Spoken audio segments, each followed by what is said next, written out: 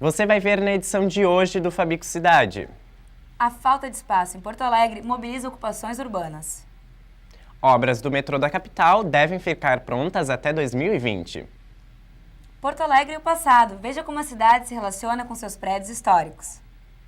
E você vai ver também. Após 6 meses do término da Copa do Mundo, os impasses ainda não terminaram. Uma nova opção de transporte em Porto Alegre. Um projeto para preservar a cidade. Um reencontro entre a cidade de Porto Alegre e o lago. Fique com a gente. O Fabico Cidade começa agora.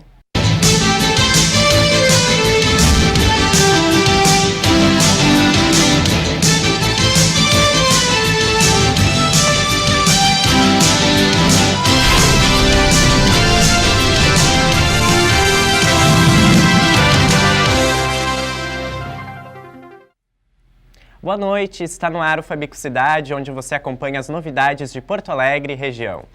E no programa de hoje, nós vamos mostrar uma série de reportagens que trata do projeto urbano da nossa cidade. E a falta de espaço urbano é um problema que afeta a moradia de milhares de porto-alegrenses. O assentamento Utopia e Luta é um exemplo desta realidade. O déficit habitacional é um dos principais problemas urbanos da atualidade. Muitas pessoas não têm onde viver e as ocupações são uma resposta a este problema. Com o advento da Copa do Mundo, Olimpíadas, os mega eventos, o que a gente tem percebido nas cidades é uma disputa efetiva dos territórios pelo capital imobiliário, né, fazendo com que cada vez mais as pessoas sejam afastadas dos centros, né, deslocadas dos centros urbanos das cidades para locais sem acesso à infraestrutura, sem escola, sem creche, sem posto de saúde. Se reclamavam os prédios públicos abandonados, mas também não havia legislação. O assentamento urbano Utopia e Luta surgiu a partir da ocupação de um prédio público que estava sem uso. Hoje é um exemplo de luta social e de maneira alternativa de viver. O Utopia e Luta, no primeiro momento, a intenção maior era que fosse não como uma propriedade privada cada unidade habitacional, por ser mutuário da Caixa, e tu tem esse contrato para pagar durante 20 anos, mas uma escola de formação. Nós ocupamos o prédio, houve um intento de recuperação por parte da Brigada Militar, mas se assinou um documento que nós íamos a permanecer 21 dias aqui, até assinar um acordo, para assinar um documento na prioridade de que a INSS podia negociar o prédio que teria, não poderia vender nem poderia fazer nada com o prédio até nós não demonstrar demonstrar que não teríamos condições de acessar isso por meio de algum programa. A gente trabalha com uma faixa etária muito ampla, que vai de adolescentes até a terceira idade. Tivemos alunos de 70 anos mais, na serigrafia, na costura, na padaria. Fomos o primeiro prédio e o único que revitalizado de INSS no país, de prédio público revitalizado, está a placa na porta do prédio. E o impasse entre o governo e os moradores do bairro Cruzeiro atrasa a duplicação da Avenida Tronco. Quem mora nos arredores alega que o preço ofertado pela prefeitura para deixar o local não é suficiente. Com a confirmação da Copa do Mundo em Porto Alegre em 2010, a ampliação da Avenida Tronco, prevista desde 1979, se tornou realidade. A nossa equipe de reportagem veio conferir os impactos dessa grande obra para a região. A Avenida Mob Caldas, popularmente conhecida como Avenida Tronco, será duplicada em 5,3 quilômetros.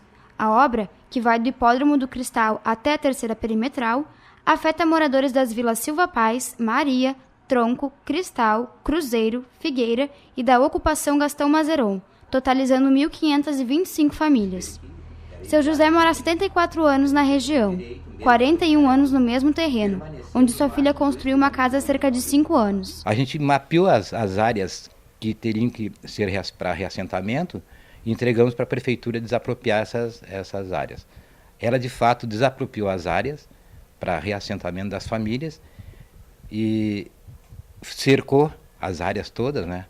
Mas só que desde 2010 até agora não tem um tijolo colocado. Aqueles que aceitaram o aluguel social e o bônus moradia, aqueles já foram embora, então a prefeitura vem derrubando as casas, já pressionando aquele que está do lado, se não sair também vai ter que ser demolido. Até agora não existe um diálogo, pelo menos nessa parte toda aqui, não existe um diálogo com a prefeitura para nada.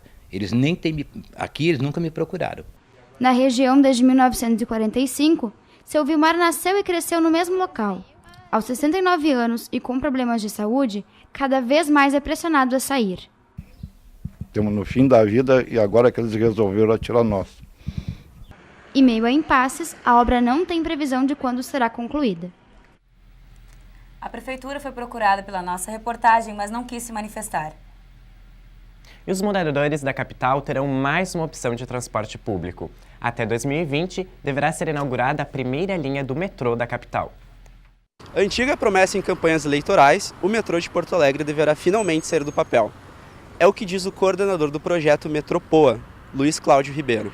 Hoje nós temos assim nossos cronogramas, vamos dizer assim, né, nossas datas de estimativa em relação a essa obra, que ela se inicia no ano que vem, né, tem um prazo de 4 a 5 anos de construção e ao início da operação aí em 2019, no mais tardar 2020.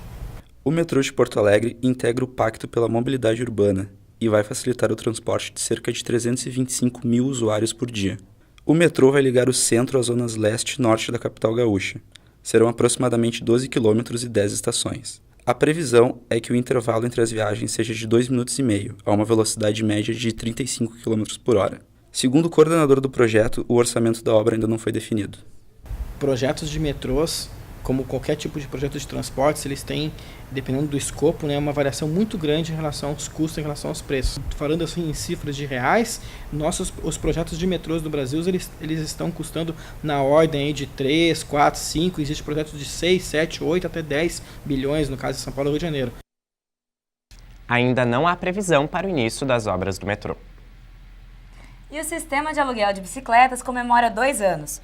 Com 24 quilômetros de ciclovias e mais de 120 a serem construídos, andar sobre 2 rodas ficou cada vez mais popular. O planejamento de implantação de ciclovias em Porto Alegre é de 130 quilômetros até 2016. Em conjunto a isso, as estações de aluguel de bicicleta, o Bike Poa, estão em funcionamento há 2 anos e com expectativa de renovação de licitação. Mesmo que ainda tenha muitos problemas, as ciclovias estão conquistando cada vez mais novos usuários. Em abril de 2014, Porto Alegre completou as obras de 23,4 quilômetros de ciclovias e a previsão é de 50 quilômetros até o fim do ano. O sistema de aluguel de bicicletas Bike Poa também ajuda a popularizar o ciclismo. Foram mais de 5 mil viagens apenas em abril. Está previsto isso no plano diretor cicloviário, que as redes estruturais fossem feitas completas. Mas a prefeitura adota outra tática. Ela mapeia a cidade e vê aonde são as ruas que menos atrapalham o fluxo de automóveis. Então veja, a supremacia do carro mandando aí também, né? Então, ou seja, a lógica que predomina, de maneira geral, é a lógica de não atrapalhar o automóvel. Enquanto for essa lógica, tu não consegue fazer uma ciclovia com fluidez e com, digamos, conforto e segurança para o ciclista. Porto Alegre foi escolhida para se tornar mais resiliente. Resiliência é a capacidade de uma cidade se reconstruir depois de um acidente ou catástrofe. Acompanhe na reportagem. Porto Alegre é uma das 100 cidades escolhidas pelo Instituto Rockefeller para a construção de projetos de resiliência. Através de uma ajuda de custo, o Instituto incentiva a produção de políticas públicas e planos de engenharia para a reconstrução das cidades em caso de acidentes ou catástrofes naturais. A Fundação Rockefeller é uma fundação estadunidense. Ela lançou um desafio, cerca de 400 e alguma coisa projetos concorreram e 33 projetos foram selecionados. Dentre esses 33, o projeto de Porto Alegre.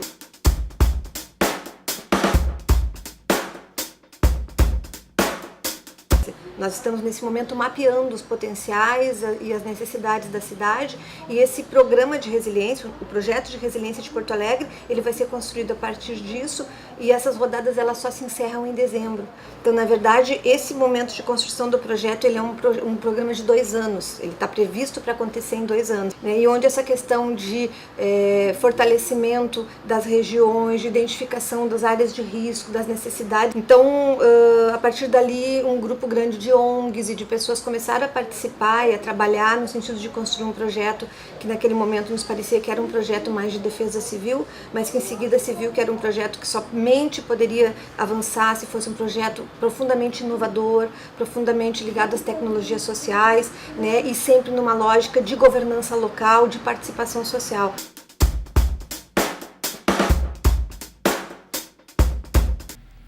A Igreja Nossa Senhora das Dores é exemplo do patrimônio cultural da nossa cidade. O nosso jornal foi conferir como Porto Alegre se relaciona com a sua arquitetura histórica. Quem caminha pelo centro de Porto Alegre pode observar prédios históricos e monumentos com diferentes estilos arquitetônicos. Entretanto, a falta de reparo e o descaso têm afetado o nosso centro histórico. A Igreja Nossa Senhora das Dores iniciou a sua construção em 1807. O seu estilo é o barroco colonial e nela se destacam as duas torres e a escadaria. A especialista Jennifer Alves explica que a arquitetura dos prédios históricos de Porto Alegre simboliza um poder. Enquanto a parte nobre da cidade fica na parte alta, os bairros subalternos ficam na parte baixa da cidade. Eu acho que a valorização também começa por uma consciência desses grupos sociais, de que lugar eles podem e devem ocupar. Lugar político, lugar econômico e, de novo, a mostra das suas culturas. Porque as pessoas querem se ver na cidade, elas querem deixar suas marcas. A preservação da memória de um povo está diretamente associada à conservação de seus patrimônios históricos. Além disso, seus acervos representam uma rica fonte de pesquisa. Fazer um cruzamento de áreas que olham para a cidade, não só o urbanismo, que é a minha área de formação, mas a ciência política, a geografia humana, a antropologia, que foi onde eu busquei uma base metodológica para desenvolver a pesquisa e pensar, bom, como tudo isso está acontecendo. A própria sociologia do território, onde a gente identifica campos de disputa de território, né? Despertar a conscientização não somente da comunidade gaúcha, mas também do poder público municipal é de extrema importância para o resgate e a valorização do nosso patrimônio histórico-cultural. O projeto de revitalização da Orla do Guaíba e do Cais Mauá tem gerado impasses entre governo e grupos de militantes que são contra a privatização do local. As obras do projeto de revitalização da Orla do Guaíba se estenderão da usina do gasômetro até o Arroio Cavalhada, estando divididas em 5 fases. A primeira etapa contempla a região entre a usina e a Rótula das Cuias, em um total de 1,5 mil metros. No início do mês de setembro, o prefeito José Fortunati assinou o edital para a licitação da primeira fase do projeto, orçado em 57,4 milhões de reais. A previsão é de que a empresa responsável seja escolhida até o final do ano.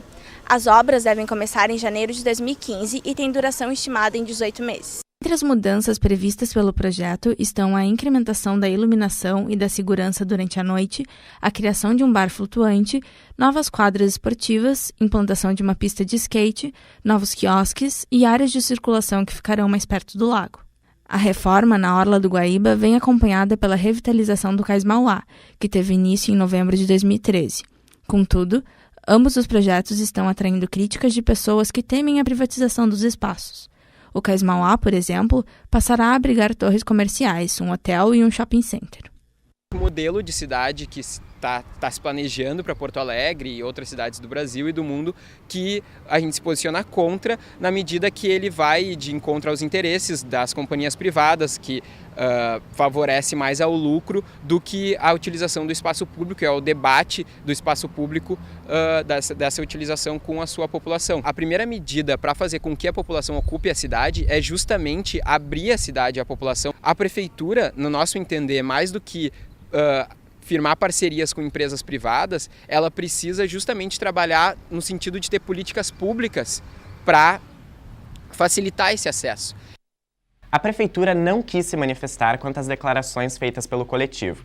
Em resposta oficial, o consórcio Cais Mauá do Brasil informou que a população não pagará para entrar no cais. Serão construídas áreas abertas de lazer e o foco do projeto não é apenas comercial, já que também estão previstos áreas destinadas a atividades culturais. E o nosso Fabico Cidade termina por aqui. Uma boa noite. Boa noite e até a próxima edição.